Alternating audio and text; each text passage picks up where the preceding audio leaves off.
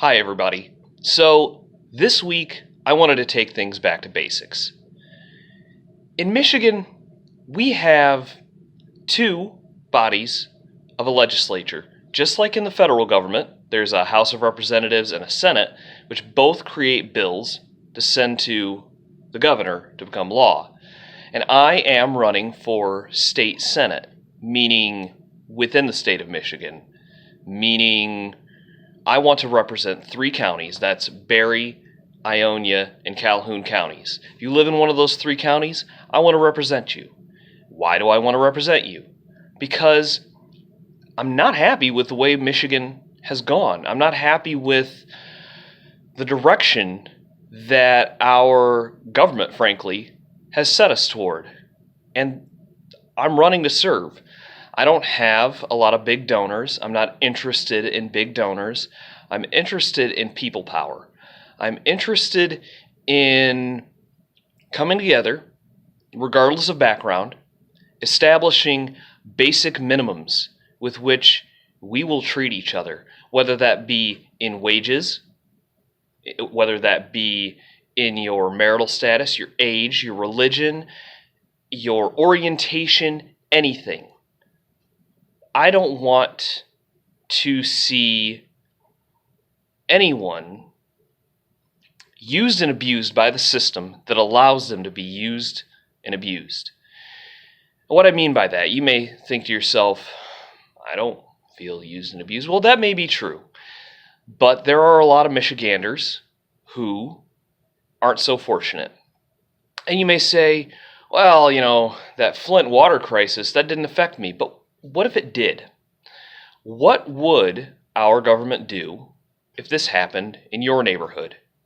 It can happen in your neighborhood.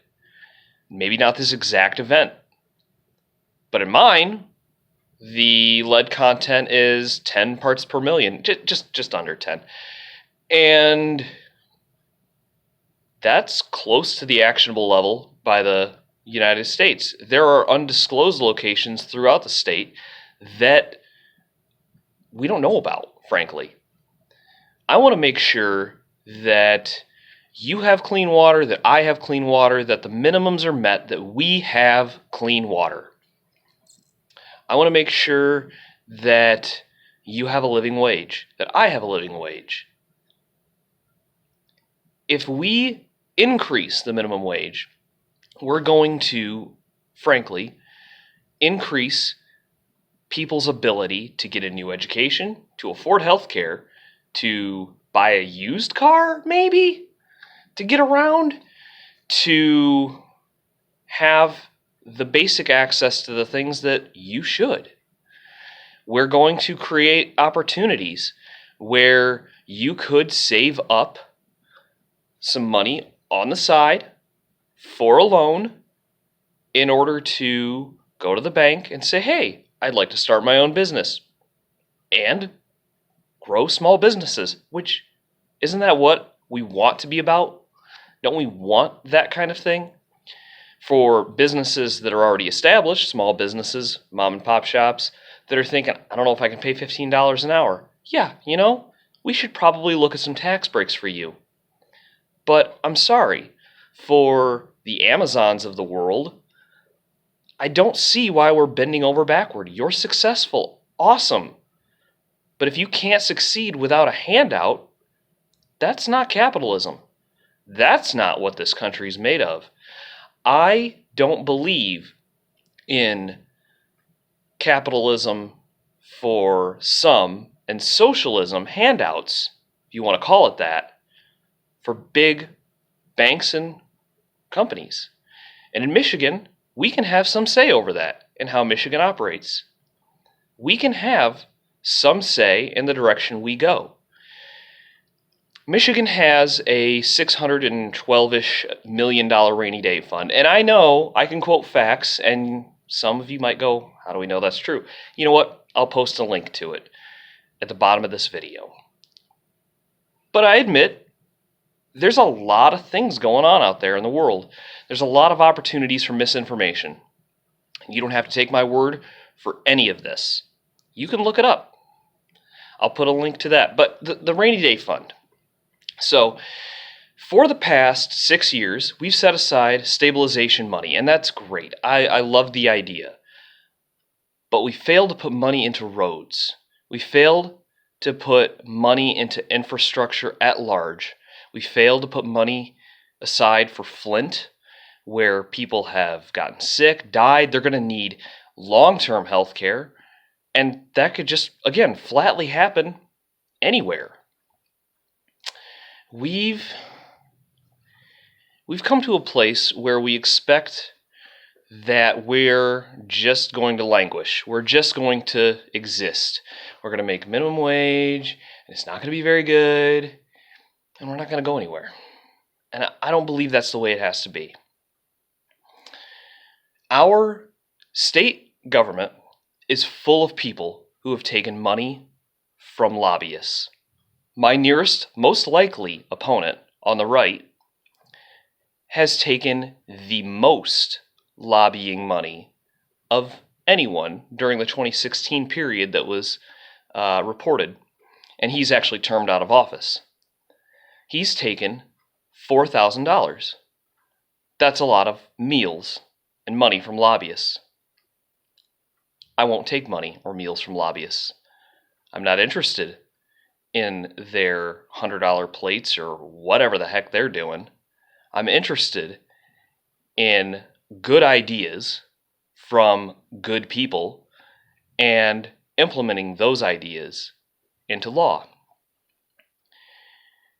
In Michigan, we can institute working minimums, we can institute infrastructure changes, and we can pay those people to work on our roads and fix our water a living wage. And we probably won't have to increase taxes. I say that, I say that, and you never know what tomorrow will bring. But let's say that you're making $10 an hour, and it's a little less than that, I know, but just round it. And our state tax is 5%, your taxes that you pay to the state to supposedly pay for roads and do things. That 5% is 50 cents. If we can increase, and again, it's in order to build the middle class and to build the small business community, to allow people to better themselves. If we raise that slowly and get there, we raise it to $15 an hour. Now the state's taking 75 cents out of that 15. And sure, some of it's going to taxes and some other stuff, but you're still getting $5 more an hour at the base before anything else is taken out. But right now, you can't afford to pay for retirement. You can't afford to pay for rent. Oh, you can't rent a apartment anywhere in the United States, not just Michigan, making minimum wage. So you also work longer hours, you work retail, you work multiple jobs for fear that you might get overtime from your employer. If you don't have open availability because you have kids or you want to go to school, you're going to work part-time. And I have a real problem with all of this. I think that people should make a living wage, whether that be $15 an hour or whatever it comes to. And you say, well, isn't that going to make things more expensive? Milk and burgers and gas went up all the time, even when wages remained the same. They did. That's the way it is. I would love to revalue the dollar, but it's not going to happen. Instead, and this is reactionary, but instead we need to increase the minimum wage for all people. We need to establish minimums with which people will be treated.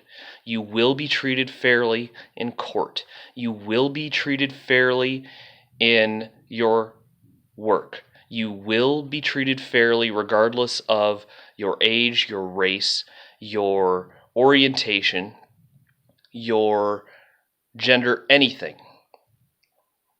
Fine example. In Michigan, it's not a hate crime to attack somebody who's LGBTQ. I find that wrong. I mean, they can still be charged with assault, but we treat people differently legally, and that one little small label can mean the difference.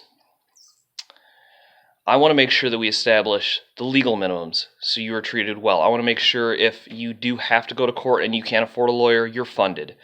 Right now, our public defenders are underfunded. And yet crime goes down and more people still wind up in jail because they can't defend themselves over things that they probably didn't do. There's a good chance they didn't do. And I won't be part of something that locks up people who don't belong there, separates families, that breaks apart communities. I don't want to do it. So there's a lot of leniency in the way we can govern. We can govern for the people. We can govern in ways that fight opioid addiction, or we can criminalize it. I, for one, want to help people and treat it as the medical concern it is. We can focus on fighting crime without hurting the people who are addicted. There's a lot to go through. There's a lot to undo.